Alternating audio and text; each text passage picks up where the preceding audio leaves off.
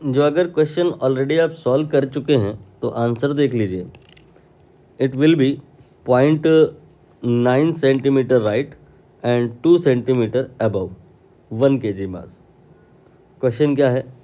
3 point particles of masses 1 kg, 1.5 kg and 2.5 kg are placed at 3 corners of a right angle triangle and sides are 4 centimeter, 3 centimeter and 5 centimeter as shown in the figure.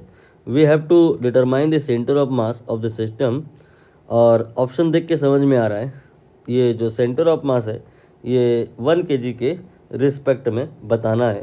तो जहाँ के respect में बताना है वहीं पर हम origin मान लेंगे। तो हमने क्या किया, एक्स एक्सेस वाई एक्सेस ये सारी बनाई और ये जहाँ पे इंटरसेक्ट कर रही हैं वहीं पर हमने मान लिया कि 1 kg है, वहीं पे ओरिजिन है 0,0 राइट।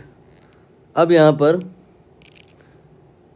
हम सिस्टम ऑफ पार्टिकल के लिए जो सेंटर ऑफ मास का फार्मूला होता है वो लगाएंगे। क्या होता है? m1x1 m2x2 plus m3x3 net mass movement of the system divide by net mass. ये होता है किसी भी सिस्टम का सेंटर ऑफ मास का फॉर्मूला। इस ऐसा ही y में भी आएगा, ऐसा ही z में भी आएगा। z की ज़रूरत नहीं पड़ेगी क्योंकि सारे ही पार्टिकल xy प्लेन में है। z कोऑर्डिनेट सबका 0 है तो सेंटर ऑफ मास का भी 0 ही होगा। सेंटर ऑफ मास में ओनली x कोऑर्डिनेट होगा, ओनली y कोऑर्डिनेट होगा। x कोऑर्डिनेट का फॉर्मूला आपकी स्क्रीन पे है। y कोऑर्डिनेट के लिए जहाँ जहाँ x है वहाँ वहाँ y कर देंगे। अभी फ़िलहाल x कोऑर्डिनेट निकाल लेते हैं। ये सपोज़ करिए m1 है और ये सपोज़ करिए m2 है और ये सपोज़ करिए m3 है। तो m1 वैल्यू रख देते हैं 1, m2 वैल्यू रख देते हैं 1.5, m3 वैल्यू रख देते हैं 2.5। Now x1 x coordinate of 1 kg ये 0 है। इसके बाद में plus m2 x2 x coordinate of 1.5 kg ये होगा 3। इसके बाद में m3 2.5 and x coordinate of 2.5 that will be 0।